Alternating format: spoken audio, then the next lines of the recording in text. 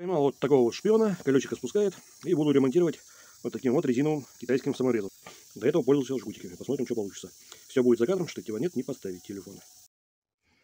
Ну вот он, вынутый саморез и закручен вот этот вот китайский резиновый. Вроде не шипит ничего. Ну, каких-то утечек воздуха не вижу. Покатаемся, посмотрим, как это работает. И хочу добавить, что эта операция получается гораздо легче, чем запихивать туда жгутик. Справится даже девушка, ну, при условии, если она сможет снять колесо.